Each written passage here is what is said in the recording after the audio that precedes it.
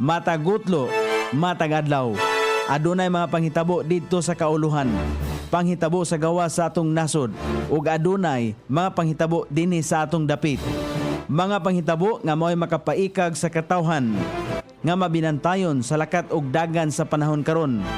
Itanyag ning istasyon DXSR ang 7 o'clock Breakfast News.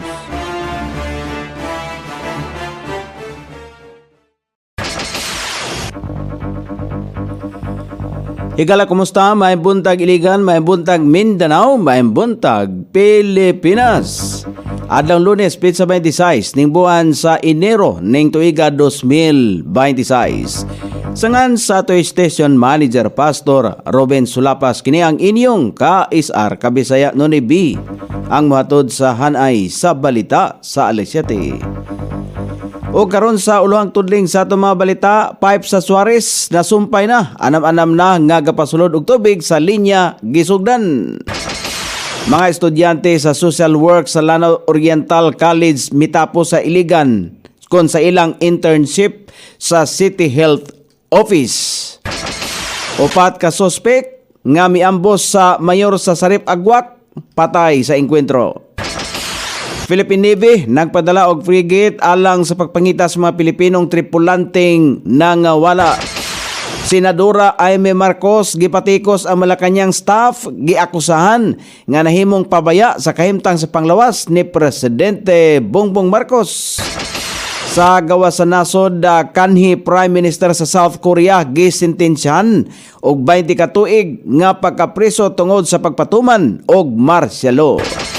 Balita sa kinabuhing Kristohanon, mga kaso sa anti-Christian hate speech sa India ni saka sa tuig 2025. Kini ang uluhang tudling sa ato mga balita nga dalit kanato ning istasyon DXSR 106.7 sa inyong FM dial. Ang bugtong radyo sa Dakbayan Siligan nga nagsibya sa balaang kasulatan, pinasubay sa inspired and preserved, not simply dictated King James Version sa Angkor Broadcasting Corporation.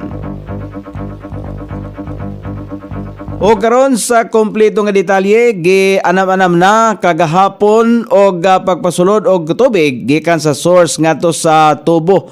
Human kini nasumpay sa Iligan City Water Works System alas 4 kagahapon sa buntag. Anam-anam nga gapasulod og tubig sa linya aron nga makasugakod sa inanay ang pressure sa bag-ong giayo nga tubo. Dugang pagpasabot sa ICWS nga posibleng adunay mga elevated o habog nga mga area nga dili dayon na maabtan sa tubig. Gihangi usab sa ICWS aga mga konsumante nga ablihan ang ilang mga gripo aron makagawas ang hangin o malikayan ang airlock. Ga-monitor ang Iligan City Water Works System sa feedback sa mga konsumante. Matawagan usab sa hotline sa ICWS sa numero 0932-532-5224 o kaha sa 0945-662-6528.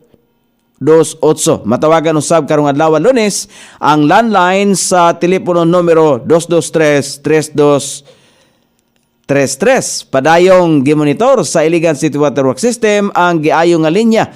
Magpadayon usab ang rasyon sa tubig hangtod mabalik sa normal ang agas sa tubig.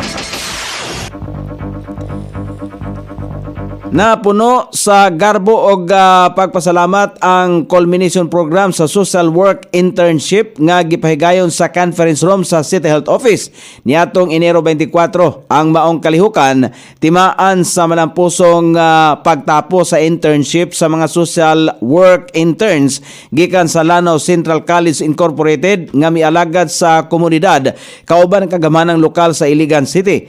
Gipakita sa programa ang lig-on nga panagiusa sa akadem og lokal nga gobyerno sa paghatod sa batakang serbisyong sosyal ilabi na alang sa mga kabos og mahuya nga sektor. nagkatigom ang mga estudyante, mga magtutudlo, mga opisyales sa syudad o mga health workers aron pasalamatan ang dedikasyon o sakripisyo sa mga intern sa ilang aktibong partisipasyon sa mga programa sa komunidad. Sa mga mensahe sa pagpasalamat, gipasiugda sa mga leader ang kamahinungdanon sa praktikal nga kahibalo og aktwal nga kasinatian sa pag-andam sa umaabot nga mga social worker alang sa tinuod nga serbisyo publiko. Ilalom sa malig-on nga pagdumala ni Mayor Frederick Siao, padayon nga gipalig-on sa Iligan City ang mga panaghiusa sa lain-lain sektor aron mapalambo ang kalidad sa serbisyo alang sa katawhan. Ang kalihukan nagpamatuod sa commitment sa syudad og sa paghulma og matinud-anon, mahigugmaon og takos nga profesional nga mag-alagad alang sa kalambuan sa komunidad.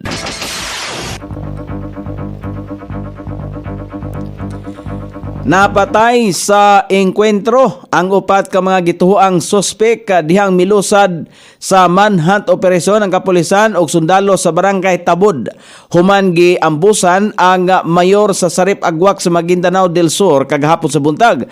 Unang gitirahan sa mga suspek ang convoys ni Mayor Ahmad Ampatuan Sr. sa dalan sa Sarip Agwak nga nagresulta sa pagkaangol sa iyang duha ka escort. Naabtan sa mga otoridad ang mga suspek sa Sitio 24 Barangay Mita sa Dato Unsay Maguindanao del Sur o gikaengkwentro nini ang mga suspek og napatay. Nagpadala og guided missile frigate ang Philippine Navy nga BRP Jose Rizal aron na magpahigayon og search and rescue operation alang sa MV Devon Bay nga usa ka Singaporean na flag cargo vessel nga nalunod hadol sa Scarborough Shoal niadtong Enero 22. Ang insidente ang nahitabo sa 55 nautical miles sa amihanang kasagpang bahin sa Baho de Masinloc, Zambales. Lulan sa nasong barko ang 21 ka mga Pilipinong tripulante nga sumala pa sa post sa China Military Bagol.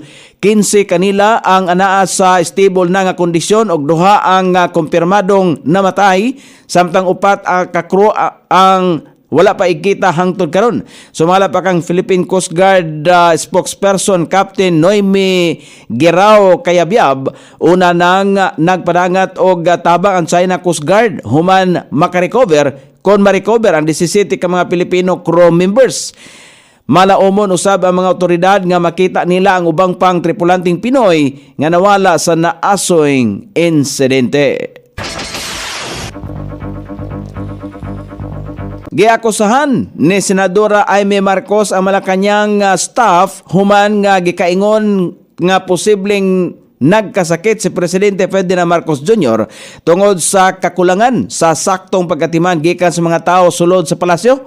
Sa usa ka Facebook video, giasoy ni Aimee ang iya ang mga sentimento kung asa gipangutana niya kung kinsa ang mga nakapalibot sa presidente nga tinuod nga nagmalasakit ngadto kaniya. Dogang pa sa senadora nga ang balatian sa presidente ang posibleng misamot tungod sa kakulangan sa hustong atensyon. Gihimo sa senadora ang pahayag human ipadayag ni Malacañang Press Officer Claire Castro nga ang presidente ang nakakon gipailalom sa medical observation niadtong Huwebes human makasinati og discomfort. Sa iyang video giawhagan ni Aimee ang iyang igsuon nga unahon ang iya ang kahimtang sa panglawas og mulikay sa mga tao sa iyang palibot. Hinuon wala niya gihinganlan kung si kinsa kini nga tao.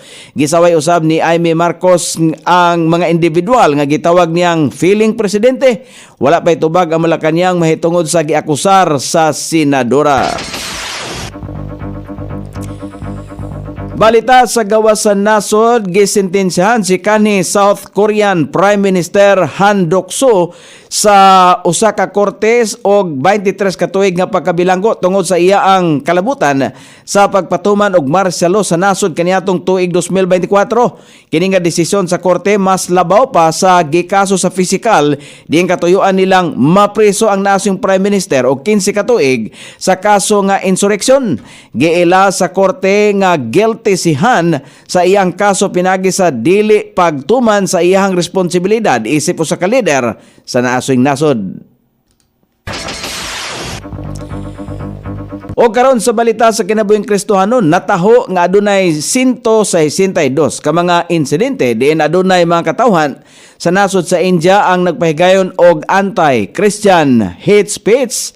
Ang naasoyng kaso adunay 41% nga pagsaka gikan sa nasodng ihap dinhi sa tuig 2024 gikataho sa International Christian Concern nga ang naasoy mga hate speech gikan mismo sa mga Hindu nationalist sa Bharatiya Janata Party o sa lain pang sektor sa nasod. Ang naasoy mga hate speech gikataho nga nag-awhag usab sa mga Hindu nationalist nga gub-on ang mga kasimbahanan, pagbalikas o pag-uyon sa kamatayon sa mga Kristohanon. O karon sa kahimtang sa dagan sa panahon, ang Sherline paday makaapektar sa eastern section sa Kabisayan ug Mindanao.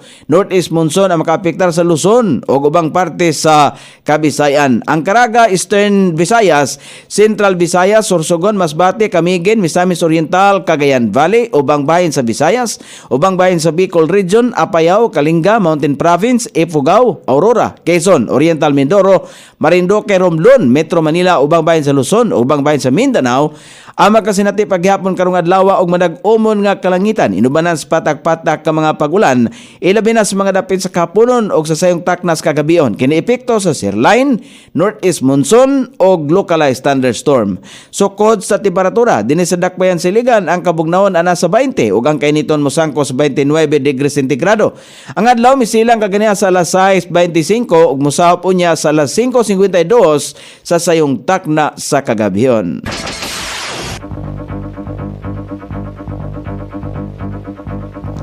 Inyong nabate ang kinatibuk ang hanay sa balita sa alas 7 nga dalit kanato ning istasyon DXSR 106.7 sa inyong FM dial. Ang bugtong radyo sa Dakbayan Siligan nga nagsibiya sa balaang kasulatan, pinasubay sa inspired and preserved, not simply dictated King James Version sa Angkor Broadcasting Corporation. Sangan sa tiksuat sa atong balitang international ug sa kinabuhing Kristohanon, pitjan sa balitang lokal, Coney Island, sa ato station manager Pastor Ruben Sulapas. Kini ang inyong ka-isar Kabisaya Dolibi. Magpasalamat og mingon, maayong buntag, Iligan.